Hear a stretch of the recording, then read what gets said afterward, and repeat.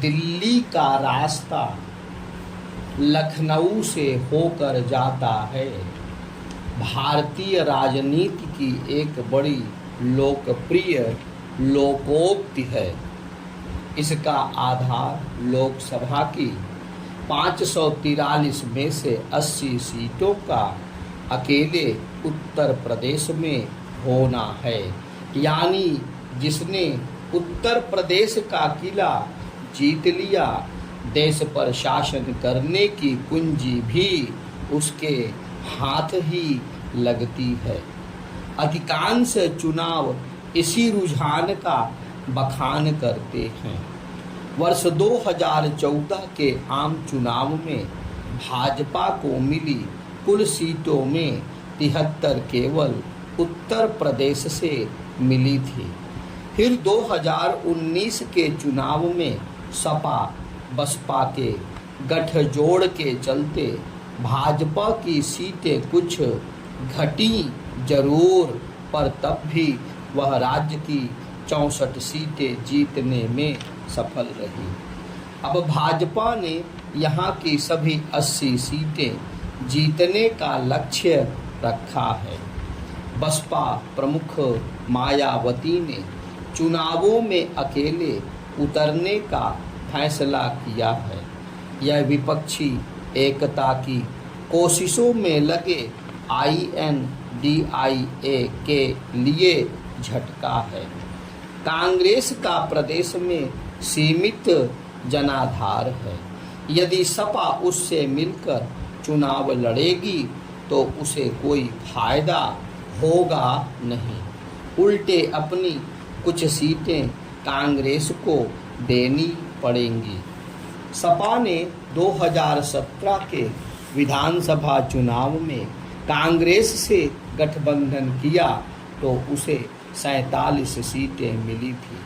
पिछले लोकसभा चुनाव में बसपा से गठबंधन किया तो मात्र 5 सीटें मिली। दोनों बार सपा को गठबंधन से लाभ नहीं मिला। ऐसे में क्या वह INDIA से पीछे हट सकती है? सपा की दुविधा और बसपा की एकला चलो वाली रणनीति का लाभ भाजपा उठाना चाहेगी। राज्य में भाजपा की डबल इंजन सरकार है। यहाँ मुख्यमंत्री योगी आदित्यनाथ ने कानून एवं व्यवस्था के मोर्चे पर कड़े कदम उठाए हैं। कोरोना काल में कुशल नेतृत्व दिया, गरीबों को लंबे समय तक मुफ्त राशन उपलब्ध कराया और मोदी सरकार की गरीब कल्याण योजनाओं को प्रभावी ढंग से लागू किया है।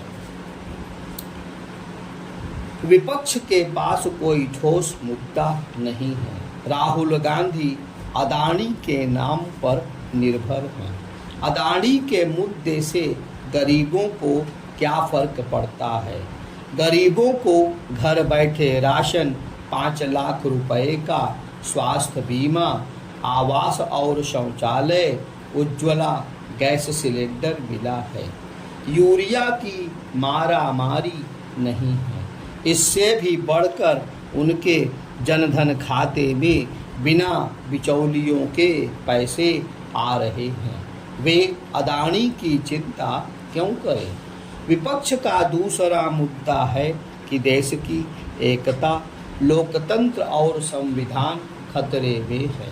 इस आरोप के उलट जनता ने यही महसूस किया है कि मोदी हमेशा 140 करोड़ भारतवासियों की बात करते हैं और कल्याणकारी नीतियों में कोई भेदभाव नहीं करते। यदि लोकतंत्र एवं संविधान खतरे में होता तो ना विपक्ष इस प्रकार एकजुट हो पाता और ना ही उसे प्रधानमंत्री को अपशब्द कहने की आज़ादी होती। लोकतंत्र और संविधान पर खतरे की मिसाल तो कांग्रेस ने आपातकाल के दौरान संविधान को ताक पर रखकर विरोधियों को जेल में डालकर और प्रेस की आज़ादी पर अंकुश लगाकर कायम की थी, जबकि आज विपक्ष को विरोध की आज़ादी है। प्रेस के पास मोदी और सरकार की आलोचना की गुंजाइश है। जनता को सरकारें बनाने हटाने का अधिकार है। सार्वजनिक विमर्श में मोदी भाजपा को सरकारें बनाने हटाने का अधिकार है। सार्वजनिक विमर्श में मोदी भाजपा और सरकार के प्रति असहमति, आलोचना और आरोपों की बौछार देखकर नहीं लगता कि देश में लोकतंत्र, संविधान और प्रेस की आज़ादी पर कोई खतरा है। लोकतंत्र में सशक्त विपक्ष की अपनी महत्ता है, पर क्या इसकी जिम्मेदारी भी मोदी की है? विपक्ष क्या कर रहा है? कांग्रेस क्यों सिमट रही है? यूपी में 1 लोकसभा और 7 विधानसभा सीटें जीतने वाली तथा कुछ राज्यों में सिमटी कांग्रेस क्या वास्तव में राष्ट्रीय पार्टी है? क्या पिछले विधानसभा चुनाव में 1 सीट जीतने वाली बसपा राष्ट्रीय पार्टी है? सपा से उम्मीद थी, मगर अखिलेश यादव ट्विटर पॉलिटिक्स से आगे नहीं निकल पाए। उनके समक्ष अपनी वर्तमान 5 लोकसभा सीटें बचाने की ही बड़ी चुनौती है।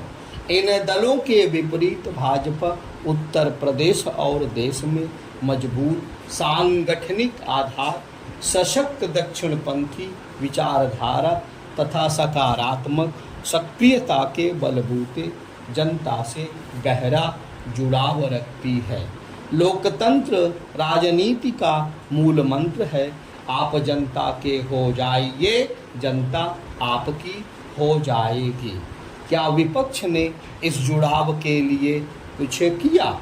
अभी वे आपस में ही नहीं जुड़ पा रहे हैं।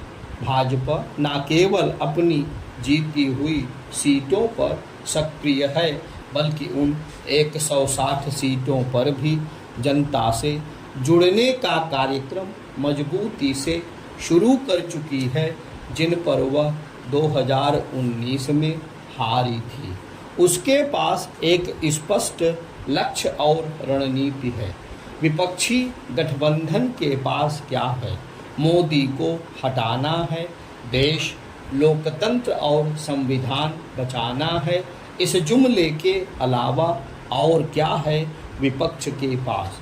अनेक योग्य एवं अनुभवी रणनीतिकारों के होते हुए भी विपक्ष को इतनी छोटी सी बात समझ में नहीं आती। विपक्षी दलों को लगता है कि जिन राज्यों में भाजपा चरम पर पहुंच चुकी है, वहां उसकी सीटें घटेंगी।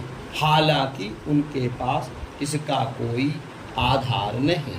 फिर कर्नाटक, बंगाल, बिहार, राजस्थान, झारखंड, दिल्ली, पंजाब और छत्तीसगढ़ जैसे गैर भाजपा शासित राज्यों का मतदाता क्या अभी राष्ट्रीय राजनीति में अस्थिरता चाहेगा?